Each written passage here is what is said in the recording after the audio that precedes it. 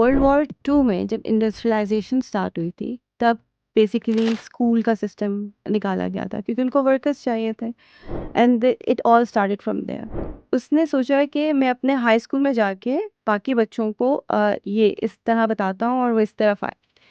और जब वो गया और उसने सबको बुलाया, तो पीपल एक्चुअली सारे जो बच्चे हैं वो उसको मॉक कर रहे थे, और इट्स लाइक बहुत बुरा गया। मैंने कोशिश किया था कि मैं अपने बच्चों के लिए भी ना होम स्कूलिंग को चुनूँ, और मैंने स्टार्ट भी किया। जब बच्चा सवाल करता है, अगर हम खुल के जवाब दें, तो बहुत सारी नए एरियाज सारे बच्चे एक्सप्लोर कर सकते हैं। ये जो टर्म बहुत यूज होती है IQ and EQ, what is IQ and what is EQ? Emotional intelligence जो है, इट इज़ लर्नेबल। मुझे लगता है कि जो होम स्कूलिंग वाले बच्चे हैं ना, they are more confident, they are more creative, they are more expressive. आप जब ये मुझे पूरा सिनेरियो समझा बता रहे थे, तो मेरे जहन में एक वो वाली माएँ भी आई जो कि पढ़ी लिखी हैं, दे आर नॉट वर्किंग, और उन्होंने घर में नैनीज रखी हुई हैं। मतलब खुद आप पढ़े लिखे हैं और आपका बच्चा एक ऐसी औरत पाल रही है जो कि जिसको कुछ नहीं पता। School is not a place to socialise, I believe that. अस्सलाम वालेकुम viewers, Imtiaz Asghar once again here. आज हमारी गेस्ट हैं मदीहा दामून, और she is a wonderful resource person. बहुत सी चीज़ों में इनकी बड़ी ज़बरदस्त एक पर्सनैलिटी है जो कि मैं आपके साथ तारुफ करवाना चाहता हूँ। ये इमोशनल इंटेलिजेंस की कोच भी हैं, प्ले थेरेपिस्ट भी हैं, NLP प्रैक्टिशनर भी हैं, गाइड भी हैं फॉर पेरेंट्स एंड टीचर्स, और इनका बड़ा लंबा एक्सपीरियंस है with children and parents and teachers. And she is a mother of 4 and a housewife and an MBA, और इन्होंने येल से चाइल्ड साइकोलॉजी में सर्टिफाई भी किया हुआ है, और as a trainer in neuroscience, psychology, emotional safety, और एज वी गो लॉन्ग बाकी का तारुफ खुल के आएगा। तो मदिया, बहुत शुक्रिया, thank you very much for being with us. तो थोड़ा सा हमें आप अपनी अर्ली लाइफ का बताएं। Thank you so much for inviting me. Early life में, एज यू मेंशन बिफोर, मैंने MBA किया है। उससे पहले I did my bachelors in information technology and management. अच्छा, IT में आप already you are into IT? I was actually, but now I just moved. अब तो बहुत ज़्यादा चेंजेस आ गई हैं। मेरे ज़माने में, was a long time back, so इतना एडवांसमेंट वगैरह नहीं थी। बट या आई एम लाइक, थोड़ा बहुत मुझे पता है इंफॉर्मेशन टेक्नोलॉजी का and how it works and everything, अल्हम्दुलिल्लाह। माशाल्लाह। तो आपकी अर्ली लाइफ कहाँ गुजरी? You are born in Islamabad और somewhere? No, I was born in Khyber Pakhtunkhwa, जी। बट मेरी स्कूलिंग सारी यहीं पर हुई है, इस्लामाबाद में।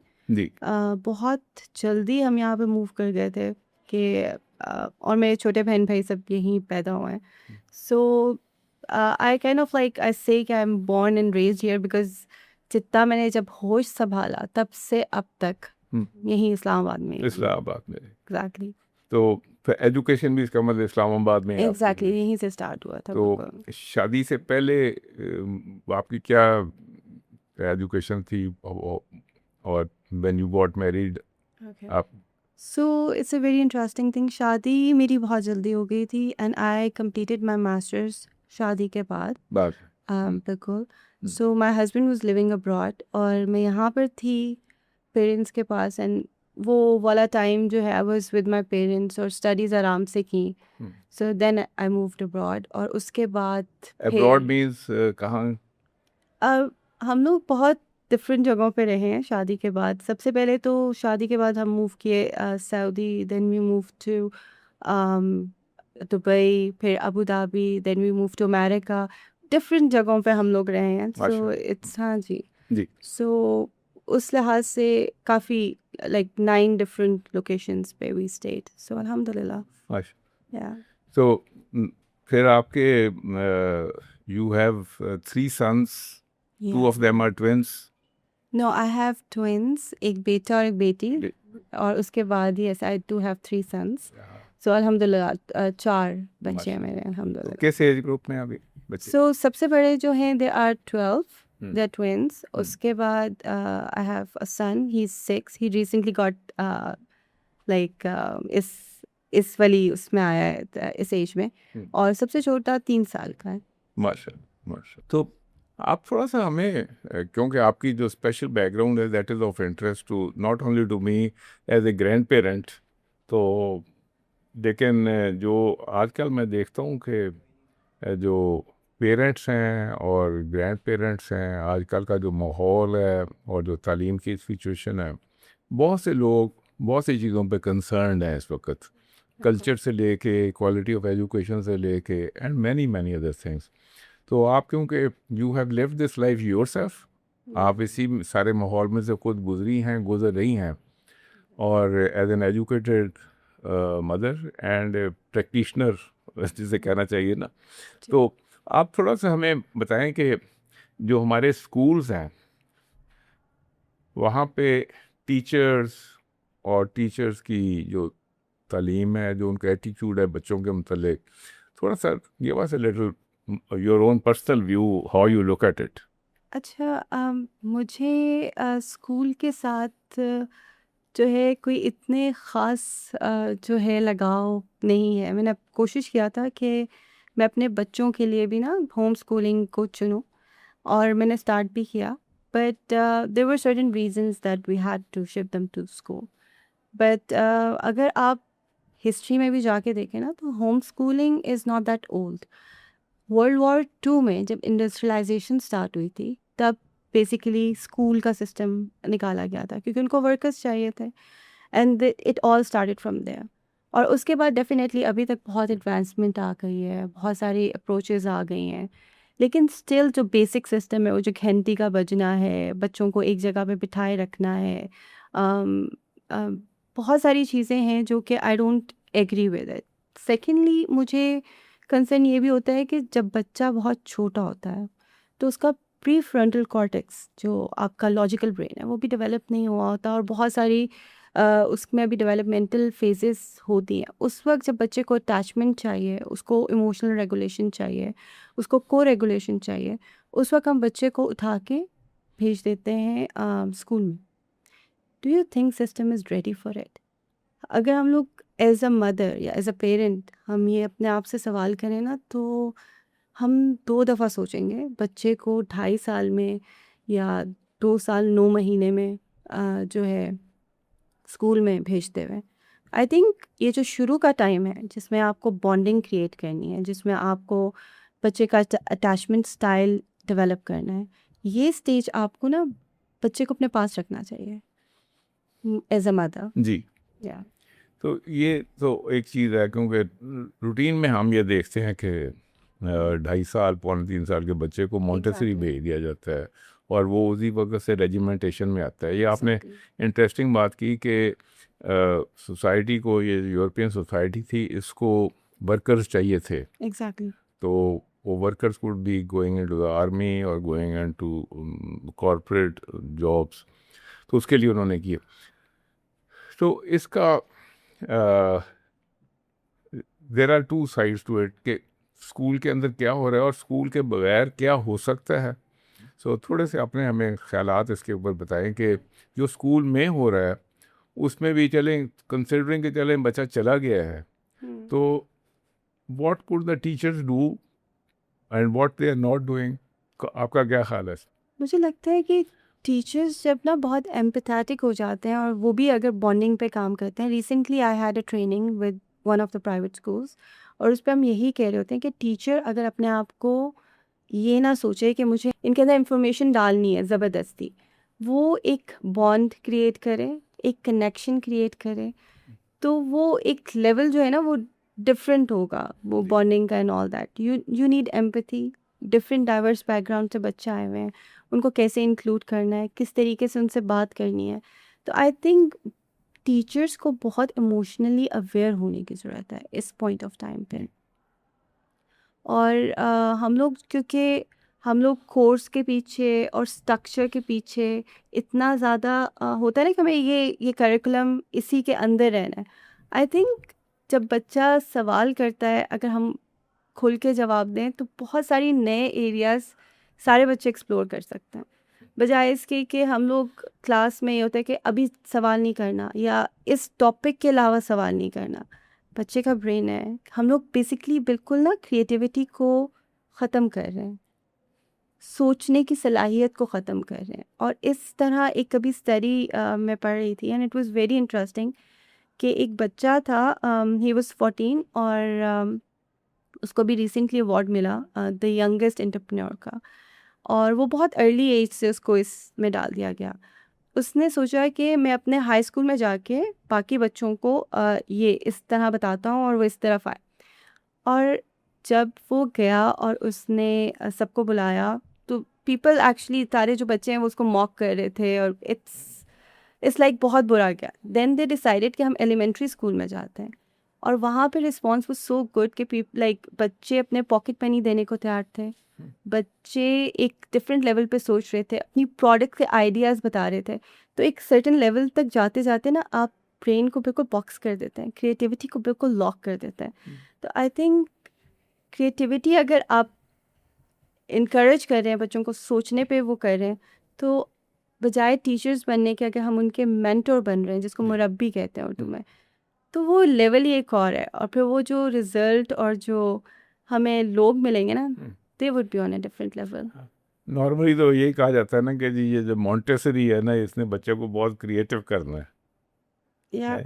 तो लेकिन समहाउ वो इतनी छोटी उम्र में उसके बहुत उसके ऊपर स्ट्रक्चर। जो बाकी प्रेशर्स पड़ जाते हैं कि सुबह सुबह उठना भी है और उसके बाद गाड़ी में बैठ के जाना भी है, और फिर यू नो वो सारा उसके अंदर रास्ते में ही उसने हो जाना है। तो ये कुछ चीज़ें मेरी जब आपसे डिस्कशन हुई थी तो आपने कहा था कि जैसे स्कूल्स हैं, अब जस्ट स्कूल तो है तो सही ना कि लोग जाते भी हैं और ज़्यादातर लोग स्कूल में ही जाते हैं, जी कि वहाँ पे जो मुख्तलिफ बिहेवियर्स हैं, टीचर्स के बिहेवियर्स, जो बच्चों के बड़े छोटे बच्चे होते हैं उनमें बुलीज भी कुछ होते हैं, एग्जैक्टली। और फिर उनके how what are your views on that and how could they be handled, या teachers how could they do better than this? Actually मेरी ये कुछ प्रिंसिपल्स से अभी बात भी चल रही थी और मैं उनसे ये कह रही थी कि जितना अर्ली आप बच्चों को सोशल एंड इमोशनल लर्निंग की तरफ लेकर आते हैं ना, उनको सिखाते हैं, जैसे कि आपका एक फ़िज़िकल एक्टिविटी का टाइम है, एक आप उसके लिए स्लॉट रखते हैं, आपको इमोशनल और सोशल अवेयरनेस और उनकी लर्निंग के लिए भी एक टाइम रखना चाहिए, and it should be must. और अभी रिसेंटली काफ़ी स्कूल्स हैं, जैसे डेनमार्क के काफ़ी स्कूल्स हैं, उसमें इसको कंपल्सरी सब्जेक्ट के तौर पे पढ़ाया जाता है बच्चों को कि how to handle your emotions, how to react. यहाँ पर मसला ये है कि जब आपका बच्चा बच्चा जो है वो अपने इमोशंस को क्या Express. एक्सप्रेस नहीं कर पा रहा है, तो क्योंकि उसका ब्रेन तो भी डेवलप नहीं है ना, तो वो डिफरेंट तरीके ढूंढेगा जो उसको सही लगेंगे। He can shout, he can throw things, उसको उसको उसको एक प्लेटफॉर्म बता दिया जाए, उसको बता दिया जाए कि when you feel this it's okay to feel this, and फिर उस लिहाज से आपको किस तरीके से उस पर रिस्पॉन्ड करना है, रिएक्ट नहीं करना। तो ये तरीके अगर आप जल्दी बता देंगे, तो स्टडी बताती है कि बुलिंग बहुत कम हो जाती है उन स्कूल्स में और उन केसेस में। So you would think this should be made part of teacher training या it should be part of the curriculum. curriculum? Oh, exactly. जैसे फिजिकल एक्टिविटीज़ हैं, वैसे एक हफ्ते में 2 क्लासेस आपको इसकी भी देनी चाहिए। आप हमारे व्यूअर्स के लिए ना, इंक्लूडिंग माई सेल्फ, ये जो टर्म बहुत यूज़ होती है I Q and E Q, what is I Q and what is E Q? अच्छा, आईक्यू इज़ जो है इट्स कांस्टेंट, वो हमेशा सारी ज़िंदगी हम लोग को ये बताया गया है कि आईक्यू के लेवल पे आपको सब कुछ मिलेगा, आप ऊपर जाएंगे। बट आईक्यू बेसिकली उतना ही रहता है, इट इज़ स्टैग्नेंट, वही उतना ही What रहता is IQ? है। इट्स अभी मैं जैसे लिखता तो जाता है ना इंटेलिजेंस क्वोशिएंट, इंटेलिजेंट कोशिश लेकिन में हाँ। What does really it mean कि इस मतलब कि मैं बहुत इट अक्लमंद इज बंदा हूँ क्या हूँ? It is something to do with your cognitive abilities. अच्छा। ठीक है, आप जो है it is more like academically आपको ये हेल्प करता है, बट इमोशनल इंटेलिजेंस जो है इट इज़ लर्नेबल। ठीक है, और ये जो है इसको सबसे पहले डैनियल गोलमैन एक बंदा है, उसकी किताब इमोशनल इंटेलिजेंस पे उसने कहा था, और इसके 5 उसने बताए थे कि इसमें सबसे मज़े की चीज़ ये है, उसने कहा था कि जब आप अपने आप को जान लेते हैं ना, तो वहाँ से इमोशनली आप इंटेलिजेंट होना शुरू होते हैं। इसके 4 डिफरेंट वो हैं अ, जो उसने कहा था कि that is self awareness, then self management, social awareness, and social management. And then he talked about empathy and how to interact with people और relationship के ऊपर भी उसने बात की है। तो और उसने अपनी स्टडी में काफ़ी सीईओज और इन लोगों को पढ़ा, और उसने एक चीज़ फाइंड आउट की कि जो लोग इमोशनली इंटेलिजेंट लोग हैं ना, they are on a better position, they are on the higher position, and they are more likeable by their team, जी, और उनकी टीम जो है वो रिजल्ट्स भी अच्छे दे रही है। Interesting interesting. एग्जैक्टली। तो ये just taking it A point further कि ये डेनियल kahneman की आपने बात की है, डैनियल गोलमैन, तो हाँ जी, किताब क्या नाम है? इमोशनल इंटेलिजेंस के नाम इमोशनल से। Intelligence. Exactly, So maybe some other time we can ask you to give us a lecture on emotional, emotional intelligence. लेकिन ये वो अगेन ये सब्जेक्ट जो कि हमारी टीचर ट्रेनिंग का हिस्सा होनी चाहिए या एग्जैक्टली। Right. हम लोगों को as a educator, as a leader, as a parent अपनी इंटरनल वर्ल्ड को समझने के लिए इमोशनल इंटेलिजेंस आना चाहिए। मुझे लगता है कि अगर हम ये करिकुलम में शामिल कर देंगे ना, तो चीज़ें बहुत आसान हो जाएंगी। आसान। अभी जो प्रॉब्लम्स आ रहे हैं आपके मैरिज में, आपके लीडरशिप में, as a parent, that is because you are not emotionally intelligent. अगर यहाँ पर आपको अपना पता है कि मैं किस चीज़ पे ट्रिगर हो रहा हूँ, आपको दूसरे का पता है कि वो बंदा किन चीज़ों पे जो बात उसको बुरी लग रही है, उसके एक्सप्रेशंस आप देख रहे हैं, और आप अपने इमोशंस को मैनेज कर रहे हैं, और आप उसके इमोशंस को मैनेज करना जानते हैं, तो चीज़ें कितनी आसान हो जाएंगी एज अ Wonderful. पेरेंट, जी। एज अ लीडर, और एज अ एजुकेटर। तो वैसे मैंने आपके बायो में देखा कि आप इस पे क्लासेस भी लेती हैं या ट्रेनिंग करती हैं। एग्जैक्टली। वो how do you carry out those, वो आर यू ऑनलाइन या आप फिलहाल तो इट्स मोस्टली ऑनलाइन। जी I do provide one on one coaching as well, ताकि लोग जो है वो अपने बिहेवियर को समझें, क्योंकि मैं खाली बिहेवियर पे काम नहीं कर रही, उनके पीछे कौन से इमोशंस हैं, how they can regulate them, ये सारी चीज़ें मिलकर आपके बिहेवियर को बनाती हैं। सो व्हेन दे नो कि मेरे ट्रिगर पॉइंट्स क्या हैं, मैं कैसे रेगुलेट हो सकता हूँ, इन चीज़ों को अगर वो समझ जाए ना, तो उनका बिहेवियर चेंज हो जाता है। Usually people coming to you, जो लोग आपके पास इस ट्रेनिंग के लिए आ रहे हैं, आर दे पेरेंट्स या टीचर्स या स्कूल्स, कौन लोग हैं? They are from every discipline. मेरे पास कॉर्पोरेट से भी लोग हैं, मेरे पास पेरेंट्स भी हैं, और मेरे पास कुछ स्टूडेंट्स भी हैं जो कि इस पे मतलब देयर इज़ अ अवेयरनेस जब अगर है होना शुरू हो गई है। लेकिन पाकिस्तान में मुझे लगता है कि अभी थोड़ा सा हमें इस पे काम करने की ज़रूरत है, बिकॉज हम लोगों के पास ना एक टैबू है कि when it comes to your mental health, people usually don't step forward. But यहाँ पर अगर हम कोचिंग की बात करें और इमोशनल इंटेलिजेंस की बात करें, तो it is something, it's kind of a skill. अगर हम इसको एज अ स्किल समझ के इसकी तरफ आएंगे, तो हमारी अप्रोच चेंज हो जाएगी, will be more comfortable I think. मेरी आपसे एक जो डिस्कशन हुई थी कुछ दिन पहले, उसमें आपने जब यही सब्जेक्ट डिस्कस किया था, तो आपने उसमें कुरान और हदीस में से कुछ चीज़ें बयान की थी। तो हाउ आर दे कनेक्टेड, को क्या क्या चीज़ें थी जो कि ये जो ह्यूमन बिहेवियर है इसके साथ कनेक्टेड थी? कैन यू थोड़ी सी एक दो हमें एग्जांपल्स?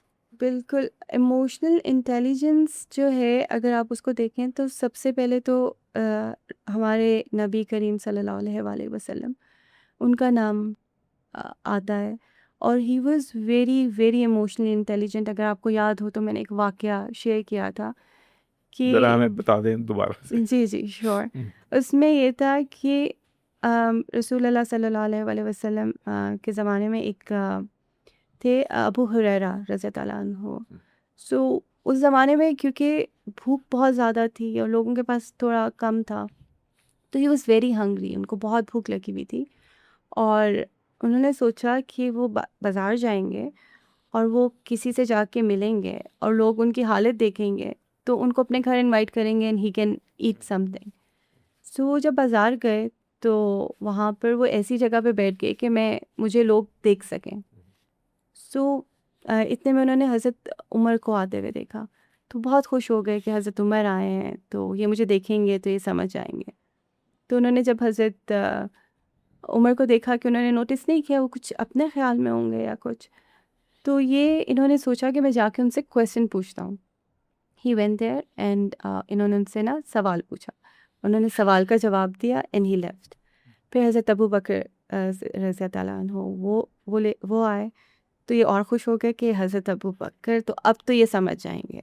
उन्होंने भी नोटिस नहीं किया, ही वेंट देयर, उन्होंने उनसे सवाल पूछा, उन्होंने जवाब दिया एंड ही लेफ्ट। एंड ये बहुत परेशान हो गए कि अब क्या होगा? आज का दिन भी भूखा जाएगा। तो इतने में रसूल अल्लाह सल्लल्लाहु अलैहि वसल्लम आ गए। तो ये यहाँ पे बैठे हुए थे और ये सोच रहे थे कि मैं जाऊँ, सवाल पूछूँ या ना पूछूँ? तो उन्होंने इनको नोटिस किया एंड उन्होंने जब नोटिस किया इनको और उनको कहा कि अबू हुरैरा, लगता है तुमने खाना नहीं खाया, तुम भूखे हो। तो इन्होंने फ़ौरन से कहा कि हाँ, मैं भूखा हूँ और मैंने वाक़ई खाना नहीं खाया। तो वो उनको अपने साथ ले गए और वहाँ उनके पास एक प्याला था और उसमें दूध था। तो उन्होंने वो उनको ऑफ़र किया और ऑफ़र करने से पहले कहा कि जाओ देखो, मस्जिद में कोई और है जो कि मुसाफ़िर है और भूखा है और उसको चाहिए। तो ये सोचने लगे कि इतना सा दूध है, इससे तो मेरा पेट नहीं भरेगा। तो मतलब लेकिन ज़ाहिर ऑर्डर था, ही वेंट देयर, उन्होंने लेकर आए। उन्होंने दूध का प्याला पहले मुसाफ़िर को दिया, उन्होंने पिया, फिर दूसरे ने, फिर तीसरे ने। अच्छा और अबू हुरैरा कहते कि मैं सोच रहा था कि पता नहीं मेरे हिस्से में आएगा या नहीं, और जब उन तक आया तो कहते कि मैंने दूध पिया और इतना पिया कि मेरा पेट भर गया। और उसके बाद जब मेरा पेट भर गया तो मैंने रसूल अल्लाह को दिया, प्याला दिया, तो उन्होंने कहा और पियो। उन्होंने दोबारा पिया, कहते मैंने इतना दूध पिया कि मैं और नहीं पी सकता था। And then he gave it to the prophet और फिर प्रॉफिट सल्लल्लाहु अलैहि वसल्लम ने वो दूध पिया। सो मैंने जो आपसे उस दिन बात की थी, मैंने कहा कि हम लोग बहुत छोटी सी बात करते हैं कि sharing is caring. Sharing is caring.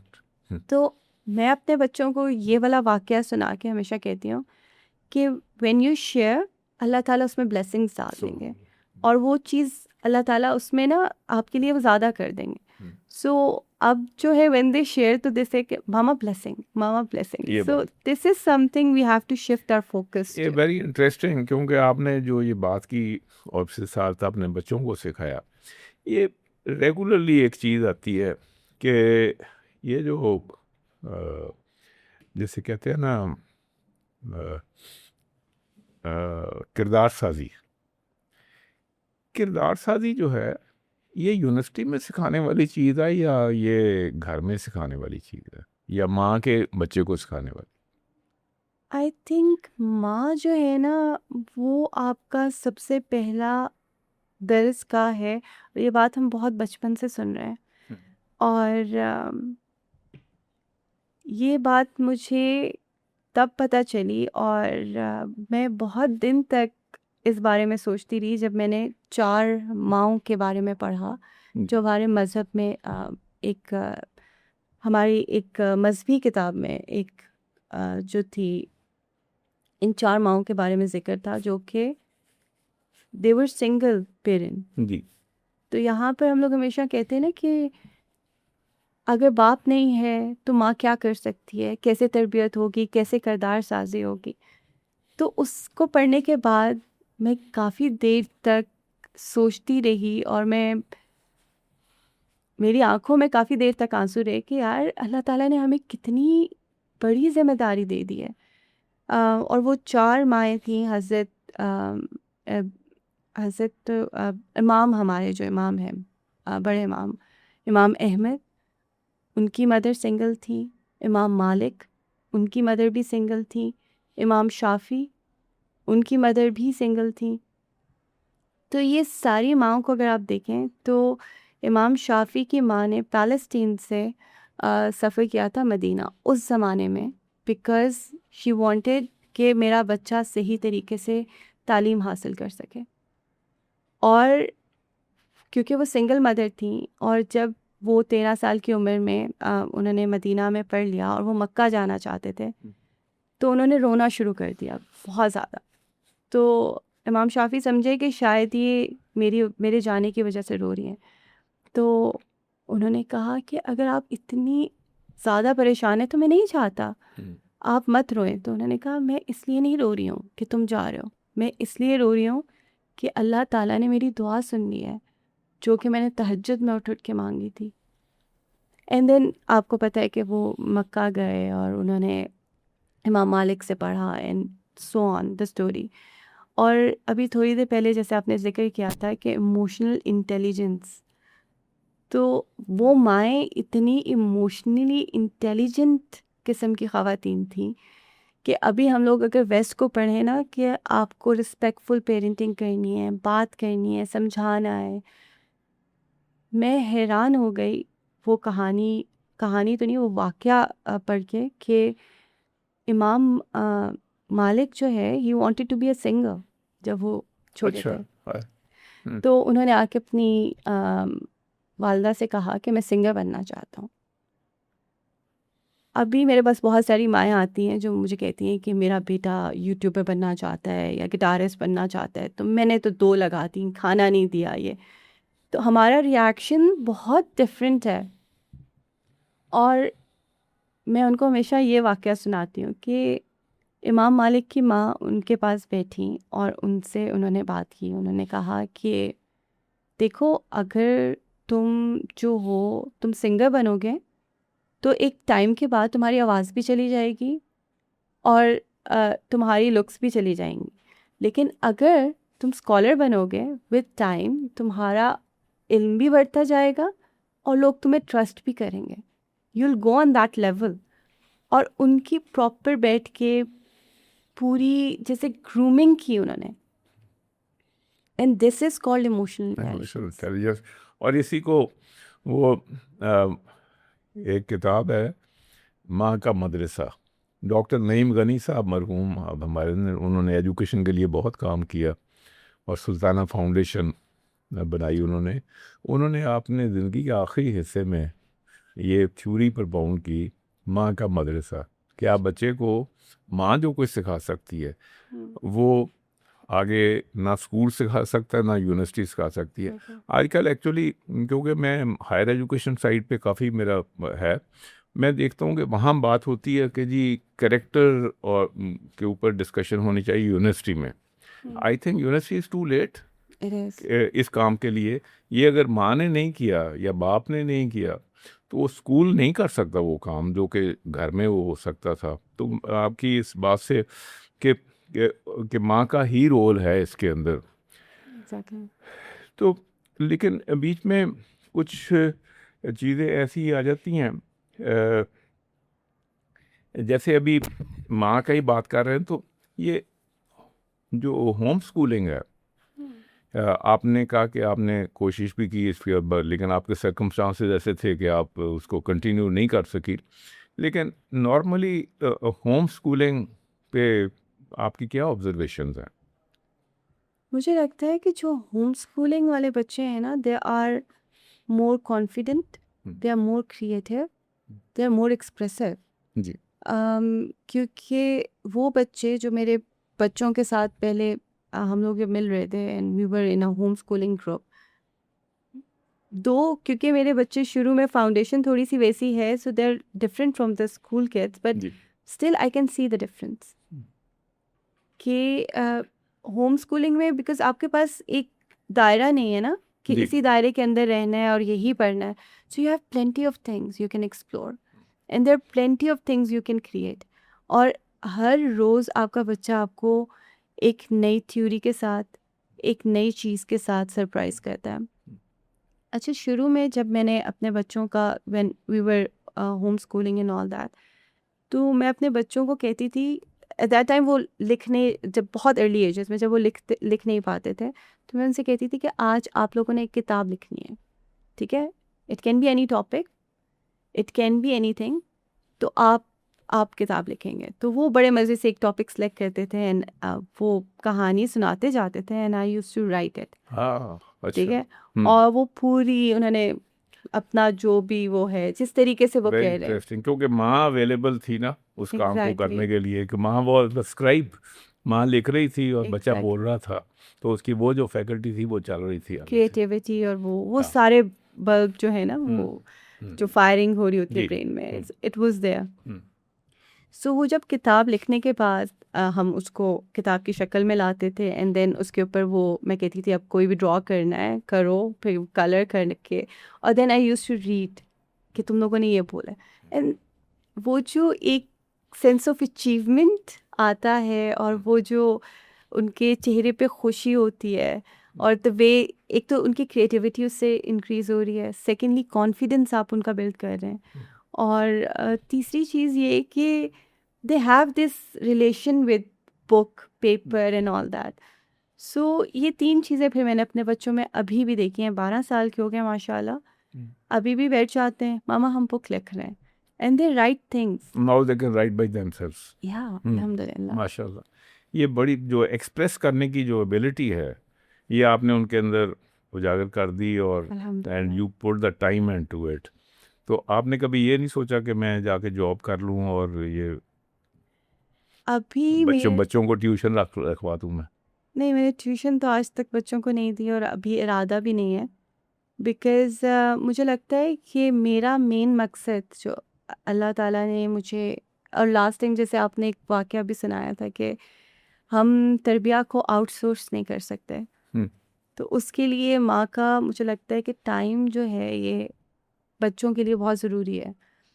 The kind of things I am doing right now, उसमें ये है कि मेरी अवेलेबिलिटी बच्चों के लिए है, माशा और जब बच्चे स्कूल से आते हैं तो that time is for the for kids, them माशा या तो ये इंटरेस्टिंग चीज़ है कि इस वक्त जो हमारी जो सिचुएशन है दो किस्म के पाकिस्तान है एक तो वो पाकिस्तान है जहाँ के बच्चा स्कूल ही नहीं जाता और माँ की भी तालीम नहीं है वो उन बेचारों की एक और कैफियत है एक पाकिस्तान वो जो है कि जहाँ पे माँ तालीम याफ्ता नहीं है लेकिन बच्चा स्कूल जाने के काबिल है लेकिन उसकी तालीम का क्या लेवल है एक पाकिस्तान वो है जहाँ के वो सुबह को बच्चे को नाश्ता भी करवाता है गाड़ी में भी लोड करवाता है प्राइवेट स्कूल में भी भिजवाता है और वो बच्चा जो है ना इतना बड़ा बस्ता उठा के लेके जाता है बिल्कुल, और वो बैग मतलब बच्चा इतना होता है बैग इतना बड़ा होता है बिल्कुल, और अक्सर मैं देखता हूँ जहाँ वो जो सुजुकियाँ उनको लेके जा रही हैं उसके पीछे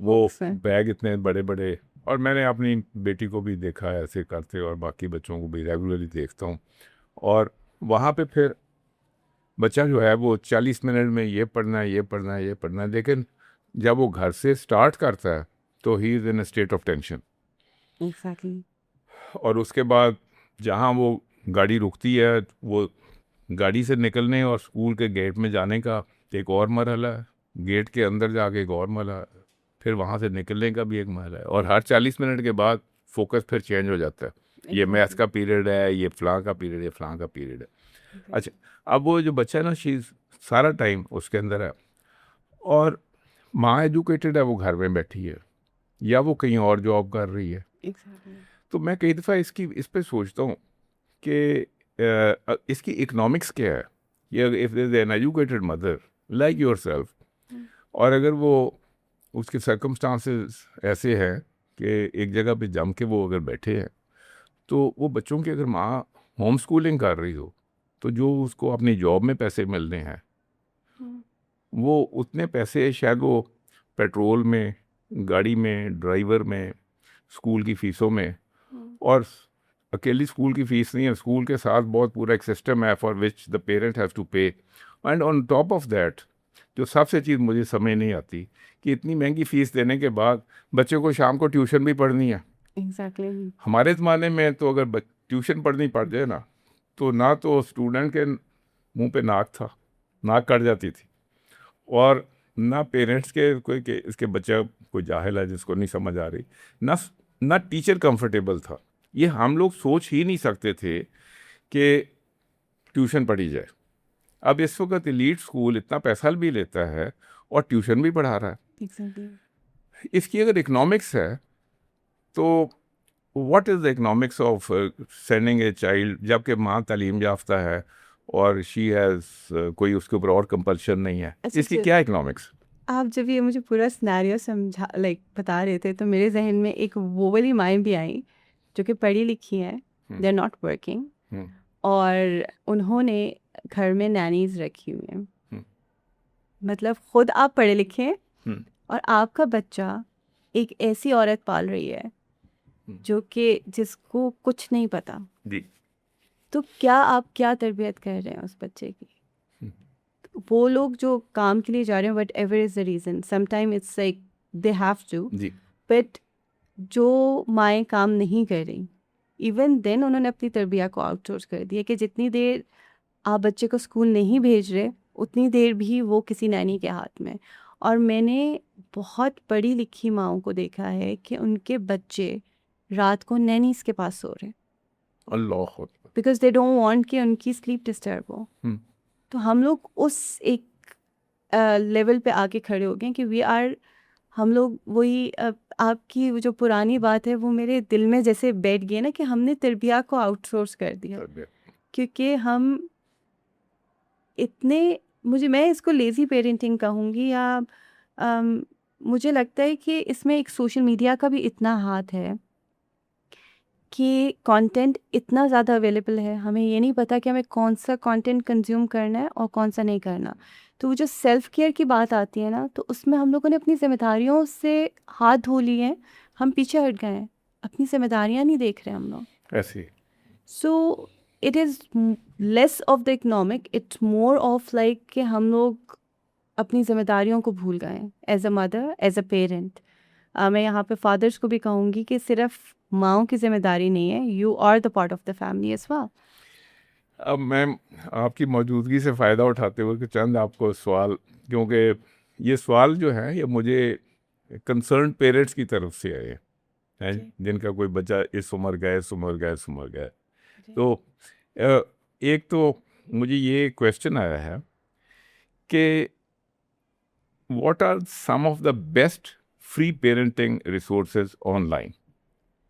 अच्छा, this is a very good question, क्योंकि इतना कुछ अवेलेबल है और parents are consuming content like जैसे रील्स की तरह वो देख रहे हैं। जी। So we have to be very thoughtful कि हम क्या कंज्यूम कर रहे हैं जी। और उसकी वो क्या है। सबसे पहले तो यूनिसेफ पेरेंटिंग है, that's a very good resource. कौन सी जी? UNICEF parenting. UNICEF parenting. उसमें बहुत, क्योंकि वो जो है ना हमारे कल्चर को भी देख के चल रहा है। इसके अलावा डॉक्टर शिफाली हैं, उनके कंटेंट इज़ रियली गुड। देखिए, बेसिक कंटेंट जहाँ पे आपने रेगुलेशन करनी है, बच्चों के इमोशंस को समझना है, ये चीज़ें आप वहाँ से ले सकते हैं। बट जहाँ पर बात आ जाती है ना हमारे कल्चर की और हमारे मज़हब की, so you have to filter it. और उसको फ़िल्ट्रेशन के लिए भी अगर आपको लगता है कि आप ख़ुद फ़िल्टर नहीं कर सकते, तो पाकिस्तान में बहुत काम हो रहा है। सलमान आसिफ सिद्दीकी हैं, वो बहुत अच्छा काम कर रहे हैं इसके ऊपर, पेरेंटिंग के ऊपर। डॉक्टर जावेद हैं, जावेद इकबाल, उनका काम बहुत अच्छा है। और अब ये जो हैं, ये पेरेंटिंग पे बहुत एलैबोरेटेड डिस्कशंस हैं, और ये वेस्ट और ईस्ट को आपस में कंपेयर भी कर रहे होते हैं। जी। और ये तो मतलब मॉडर्न लोग हैं, है, लेकिन पाकिस्तानी कल्चर में भी है and they are Exactly. Top of the world so far as technology is concern Exactly. है जी। तो उनको कोई ये प्रॉब्लम नहीं है कि ये कोई पेंडू नहीं है जो ये बात कर रहा है। बिल्कुल नहीं, बिल्कुल नहीं। हैं? Exactly. अच्छा, तो दैट इज़ इंटरेस्टिंग जी। हम ये व्यूअर्स के लिए इसको ये लिंक दे रहे हैं ताकि दे लाइक, और आपका भी जो लिंक है हम we will place it on the net ताकि they can reach out to you. अच्छा, अब ये बताएं कि एक सवाल मुझे आया है, is it true that A trauma can travel in multiple generations? कि कोई एक ऐसा बुरा हादसा हुआ किसी टाइम पे किसी एक बंदे के साथ, लेकिन वो उसके बेटे या पोते या पोती में आगे ट्रांसफ़र हो गया या उस फैमिली के अंदर ट्रांसफ़र हो गया। So this is a very interesting question. Trauma as such travel करता है in a way, but I would correct the statement. Patterns travel करते हैं हमारे जो basically. व्यूअर्स हैं उर्दू में जो है, आप लफ्ज़ ट्रॉमा को कैसे, कोई हादसा कहेंगे तो क्या कोई कहेंगे? इंसिडेंट या कोई इवेंट ऐसा हुआ है आपकी लाइफ में जिसने आपको इमोशनली बहुत डिस्टर्ब कर दिया। एग्जैक्टली आप इमोशनली उसमें ना बहुत ज़्यादा स्टक होके रह जी गए हैं, जी। ठीक है। तो चले सो तो can it travel in generations?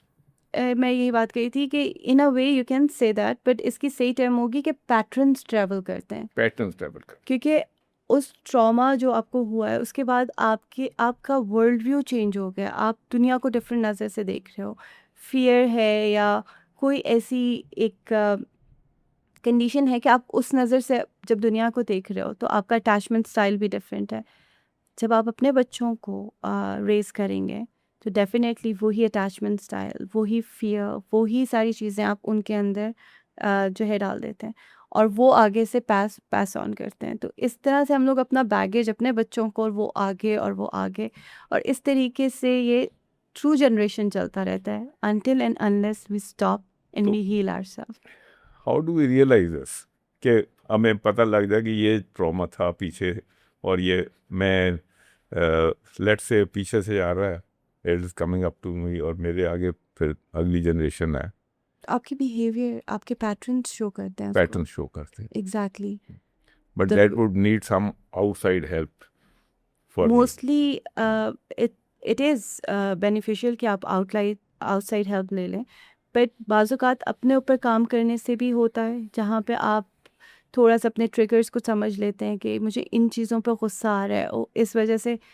अच्छा, कल मैं एक क्लाइंट के साथ अपने बैठी हुई थी और she was a international client, और अच्छा ये बहुत मज़े की बात है कि हमारे जो अपने कल्चर के चैलेंजेस है वो डिफरेंट होते हैं, वहाँ के चैलेंजेस काफ़ी डिफरेंट हैं। एंड वो मुझसे बात कर रही थी कि शी वाज़ रियली डिप्रेस कि उसके बच्चे की बर्थडे आ रही है and she wants to be everything to be perfect, और उसको हर चीज़ टॉप नॉच चाहिए, और अगर कोई नहीं आया, और शी वाज़ शेयरिंग इट। सो जब हम लोगों ने उसको एक्सप्लोर किया इस पूरी बात को, तो पता चला कि क्योंकि उसके parents were like so much involved in this birthday parties, or she said कि it was a big thing in our house, और जब वो invite करते थे किसी को और कोई नहीं आता था, because she was a not a liked child in her school, तो वो कह रही थी कि जब लोग नहीं आते थे तो वो कितना बुरा फील करती थी और पेरेंट्स उससे ज़्यादा उसको जज कर रहे होते थे। तो that trauma actually, that was big emotional, वो क्या कहते हैं, उसके अटैचमेंट थी उसके उसके साथ, कि अभी वो उसी को अपने बच्चों पे कर रही है कि अगर कोई ना आया, ये मे बी फिर मुझे कोई लाइक नहीं करता, हो सकता है वो अभी तक चल रहा था उसका। And yesterday she realised and we try to figure out कि हम क्या कर सकते हैं उसके लिए। अच्छा, इंटरेस्टिंग। एक और है,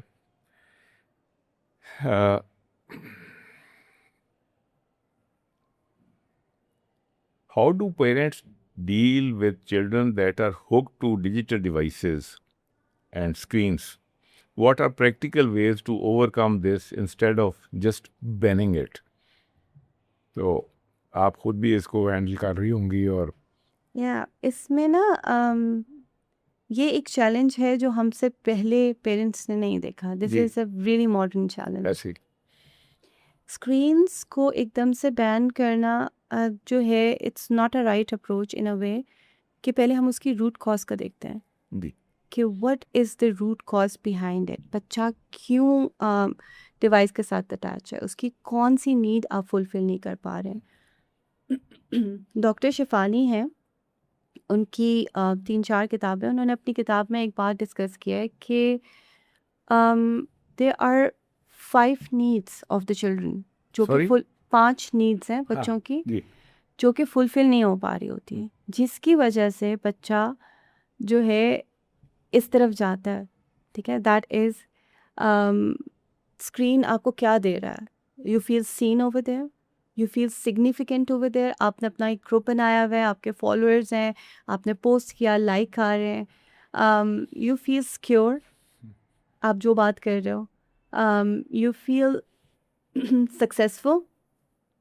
स्क्रीन में आप जो गेम्स खेल रहे हैं उसमें वो जो फेक विन और वो आपका डोपामीन लेवल जा रहा है. डोपामिन लेवल आता है exactly, and you feel suited. Hmm, आपको लगता है क्योंकि हम लोग कनेक्टिविटी चाहते हैं, कनेक्शन चाहते हैं.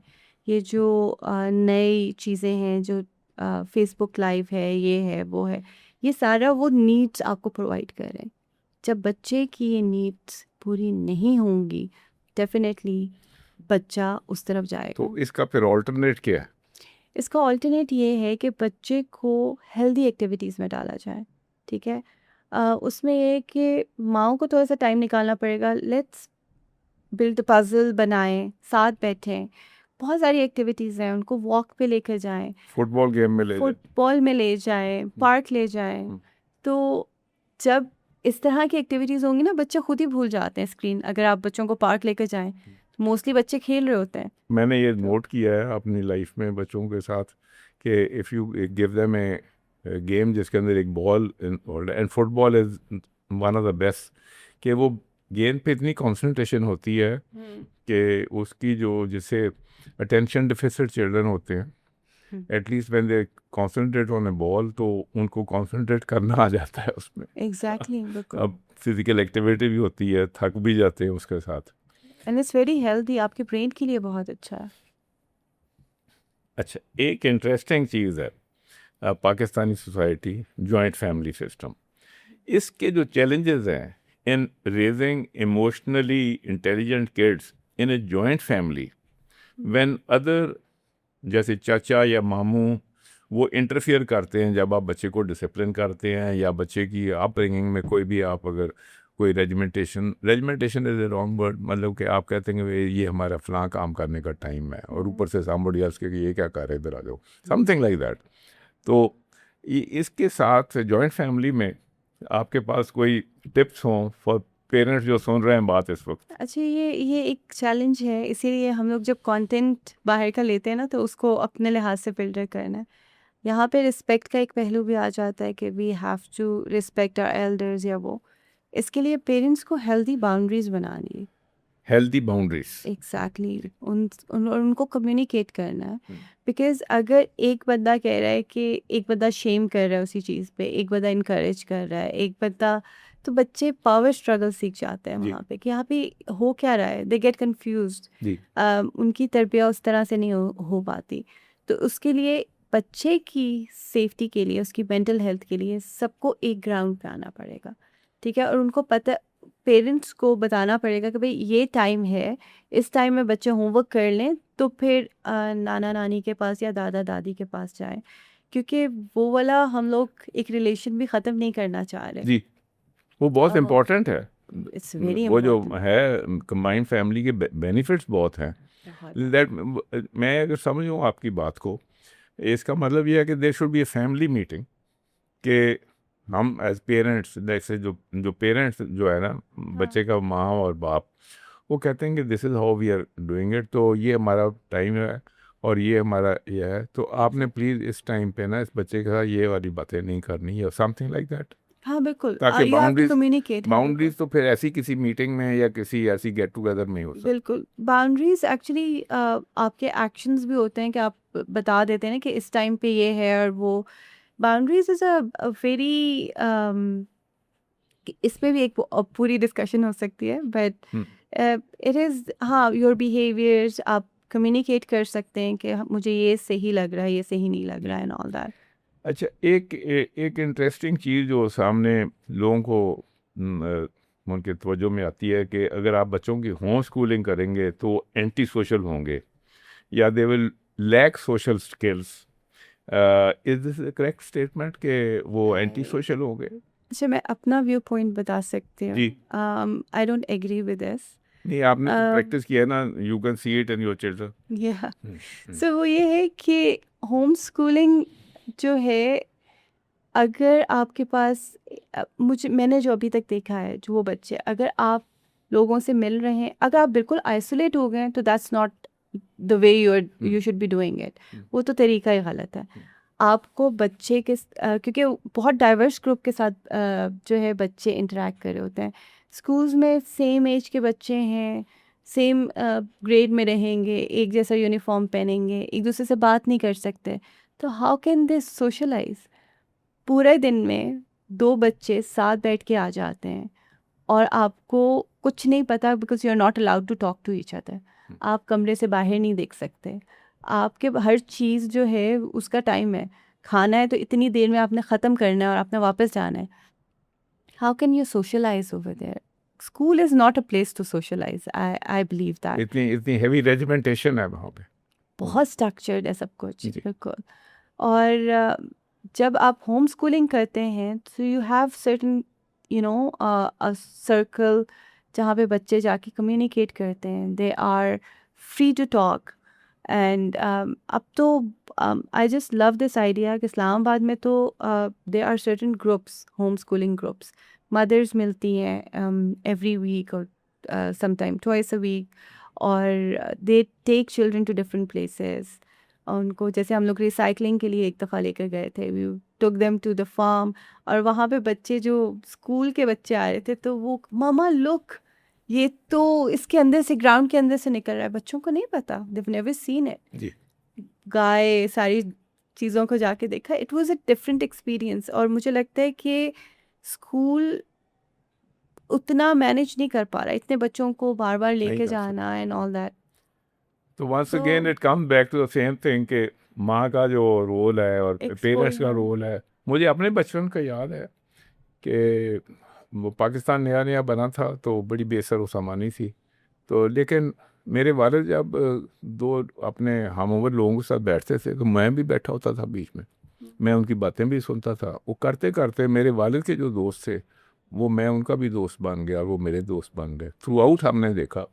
तो वालिद भी ये इस किस्म की जो डिस्कशंस होती हैं या सोशल होती हैं, and then also you take care के उसमें से बच्चा कुछ ना कुछ गेन भी कर रहा होगा। एग्जैक्टली। तो ये पेरेंट्स का जो रोल है उसको सोशल बनाने में, वो बहुत वो ज़रूरी इसलिए होम स्कूलिंग का कोई कसूर नहीं है उसको है। करने नहीं, में।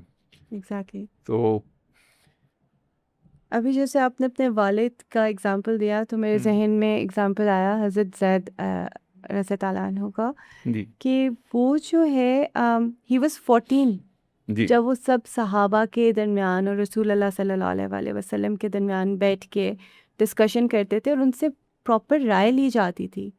और आज 14 साल का बच्चा मैकडॉनल्ड्स में बैठा हैप्पी मील खा रहा है।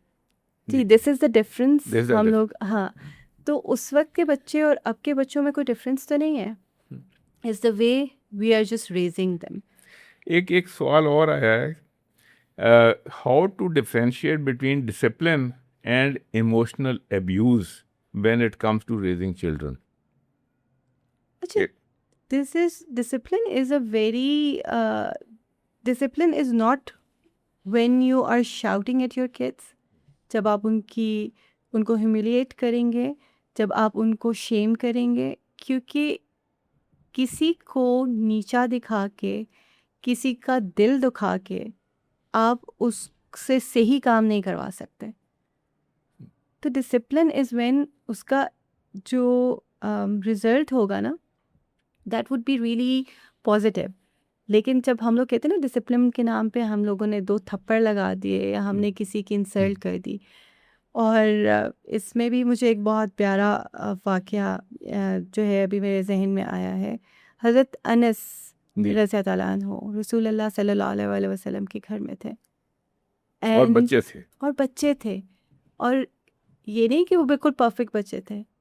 काफ़ी दफ़ा रसूल सल्लल्लाहु अलैहि वसल्लम उनको कोई चीज़ बताते थे कि आप नहीं करना, सारे बच्चे भूल जाते थे, लेकिन कभी उस तरह चीखा पुकारा या डांटा या मारा नहीं। एंड एक बहुत प्यारी एग्ज़ाम्पल मैंने एक किताब में पढ़ी थी, अभी मुझे किताब का नाम याद नहीं आ रहा, कि जब आप बच्चे को उसमें बहुत उस क्योंकि वो नमाज के ऊपर थी कि बच्चे को नमाज के ऊपर कैसे लगाएं, तो वो ये था कि अगर आप बच्चे को कहोगे ना कि तुम तो नमाज ही नहीं पढ़ते, तुम्हारे साथ मसला क्या है, instead of changing it to ये मेरा स्कॉलर है, ये आज मेरे साथ उठ के पढ़ेगा, सी द डिफरेंस। तो चीज़ एक ही है, बात करने का तरीका, this is called disciplining in a positive way. माशाल्लाह। या तो एक ये जो बच्चों को नॉर्मली वंस अगेन मुख्तलिफ स्टेटा हैं सोसाइटी के, तो लेकिन जो मिडिल क्लास है या ज़्यादा उससे ऊपर के लोग हैं, बच्चे का कनेक्शन नहीं होता विद फाइनेंस। व्हाट इज़ वे के उसको फाइनेंस के साथ उसका ताल्लुक हो, ताकि वो खर्चा कॉस्ट चीज़ों के ऊपर, तो what's a good time to start ताकि बच्चे का एज अर्ली खर्चे के साथ और एज फाइनेंस के साथ उसका ताल्लुक हो। I believe as early as a- possible, जी। क्योंकि जब बच्चे को अपनी वांट्स और नीड्स में ना डिफरेंशिएट करना आ जाएगा ना, तो आपका उसका जो है फाइनेंस के साथ या पैसे के साथ उसका एक डिफरेंट लेवल का वो बन जाएगा, कनेक्शन आप कह लें। सो जब उसको ये समझ में आ जाएगी कि मेरी ज़रूरियात क्या हैं और मतलब मेरी वांट्स क्या हैं और मेरी नीड्स क्या हैं, तो ये मुझे लगता है एज़ अर्ली एज़ बता देना चाहिए। और एज अप्रोप्रिएटली, अगर छोटा बच्चा है तो थोड़ा सा उसको पता होना चाहिए कि कि मैंने अक्सर बच्चे ऐसे देखे हैं 7-8 साल के हैं, दे डोंट नो कि पैसों से चीज़ें आती हैं। जी। तो इतना मुझे लगता है कि इतनी इग्नोरेंस इज़ नॉट और गुड। कई दफ़ा वो जो है ना, जो प्रॉस्पेरिटी आती है ना, वो अपने साथ अपनी डाउनफॉल भी लेके आती है कई दफ़ा। और एग्जैक्टली। मैं देखता हूँ कि जो जिस बंदे ने खुद ज़िंदगी मुश्किल से शुरू की होती है, फिर वो पैसा आ जाता है, तो फिर वो अपने बच्चे को उस मुश्किल किस्म के फाइनेंशियल किसी काम में नहीं डालता।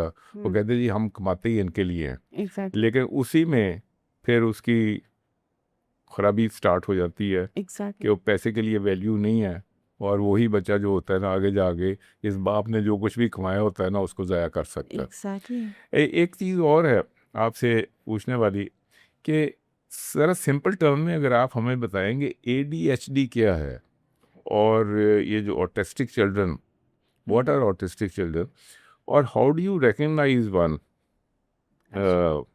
अगर आपके सामने एक बच्चा ऐसा आता है, how do you recognise? So ADHD is attention deficit disorder. जी। ठीक है, बेसिकली इसमें ये है कि बच्चा का जो दिमाग है, उस वो बहुत ज़्यादा जो है उसमें एनर्जी बहुत ज़्यादा है। अच्छा, सिंपल टर्म्स में अगर मैं आपको बताऊं कि उसका दिमाग डिफरेंटली वायर्ड है। ठीक है, डिफरेंटली वायर्ड है। एग्जैक्टली। बस। अब हाँ, I won't call it as a disease या कोई ऐसी चीज़। इसमें होता ये है कि यूँ समझ लें कि जैसे एक गाड़ी है, ठीक है, उसका इंजन भी बहुत अच्छा है और उसका ब्रेक्स भी बहुत अच्छी हैं, स्टीयरिंग सब कुछ अच्छा है, तो that is like another brain. और जो ADHD है, उसका ब्रेन ऐसा है कि आपके पास फ़ेरारी वाला इंजन है और बाइसाइकिल वाली ब्रेक है। आपने मुझे याद करवा दिया कि जब ये हमारी गाड़ी कभी ख़राब हो जाए ना, हम देसी मिस्त्री के पास भेजते हैं, तो वो जब आप उसका एक्सीलेटर दबाते हैं तो ब्रेक की बत्ती चल रही होती जी। है। अच्छा, तो वो दैट इज़ डिफरेंटली वायर्ड। तो ये तो ADHD है, जी जी। Assistant attention deficit Disorder, yeah. Personality. अच्छा, और ऑटिज़म जो है, थोड़ा सा ब्रीफली हमें इसको सिंपली ज़रा डिस्क्राइब कर दें। ओके, मैं ADHD का एक और आपने कहा था कि जी। कैसे पता चलेगा, तो इसकी 3 स्टेजेस हैं। एक कि बच्चा बहुत एनर्जेटिक होता है, फोकस नहीं कर पाता, उसमें एनर्जी बहुत है और he is moving around and ये सब कुछ। सो वो बच्चा जो है, एक तो ये उसकी स्टेज है, सेकेंडली ये कि वो फोकस नहीं कर पा रहा और वो डे ड्रीमिंग कर रहा है बहुत ज़्यादा, और वो बैठा हुआ है। और तीसरा उसमें ये है कि it's the combination of both. कभी तो वो बहुत एक्टिव है, इंटरप्ट कर रहा है और आपको बात नहीं करने दे रहा, and he is jumping around, and the other time he is just lost, he can not focus. So ये ADHD है। और आजकल जो बॉयज़ हैं ना, वो रॉन्गली उनको जो है ये कहा, मतलब उनको डायग्नोज किया जाता है ADHD की वजह, ADHD है उनको because of the school system. क्योंकि बच्चा जो है ना, वो boys specially, they want to jump around, they want to run around, और जब वो एनर्जी रिलीज़ नहीं हो जाती होती तो they get agitated and they will interrupt you and all that. So ये भी एक रीज़न है इसकी जो तादाद है उसको बढ़ने के लिए। अब दूसरी तरफ हम आते हैं autistic. I it's a neuro diversion. Actually हम लोग उस तरह डिटेल्स में नहीं जाते। एज अ ले मैन आप समझें कि ये वाला जो ब्रेन है, ये चीज़ों को डिफरेंट तरीके से देखता है। एक ब्रेन चीज़ों को बहुत डिफरेंट देख रहा है, इनका डिफरेंट ऑपरेटिंग सिस्टम है। यूँ समझ लें जैसे एक ब्रेन है वो एंड्रॉयड पे चल रहा है और दूसरा ब्रेन जो है वो iOS पे चल iOS पे चल रहा तो इनका ब्रेन जो है वो iOS पे चल रहा है, ठीक है। They don't basically eye contact से ही नहीं रख पाते। ये जो है ये लाइट्स वगैरह इन चीज़ों, ये बाज़-औक़ात इनको नॉइज़, ये चीज़ें बहुत इरिटेट करती हैं। दे नीड स्ट्रक्चर्ड जो है अपना पूरा दिन जो है एक उसमें चाहिए, इनको रूटीन चाहिए। और ये बच्चे जो हैं ये they are very smart, they they see things differently and they interact differently. तो वेरी मच। तो anything else you want to add with autism? Autism का यही है कि we shouldn't treat them as you know somebody who is like sick या बीमार हैं या ये वो। They are different, they are very brilliant, और उनको हम लोग अगर जो है डिफरेंट तरीके से करें ना, तो अगर उनको हम डिफरेंट तरीके से क्या कहते हैं उनको डील करें जी। तो they can be very successful people.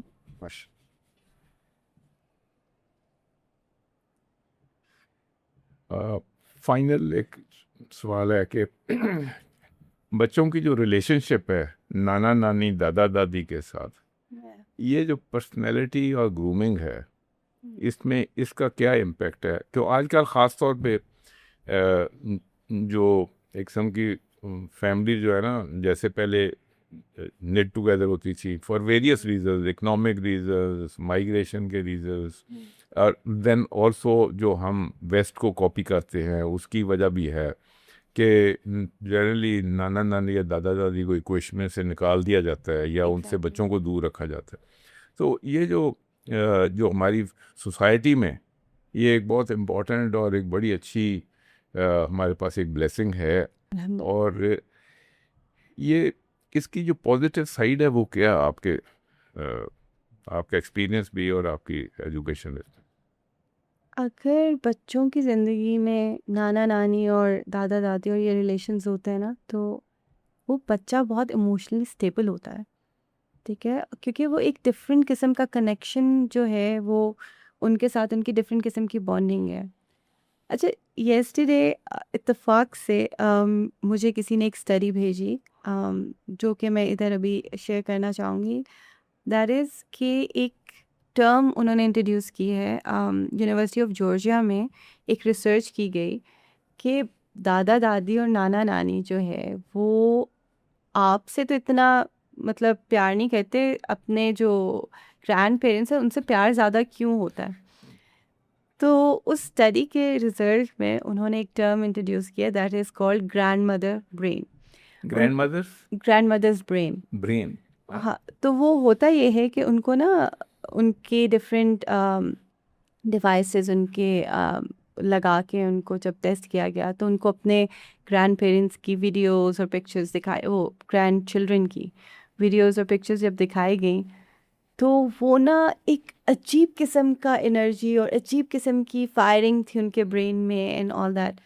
So and they were like completely different kind of emotions.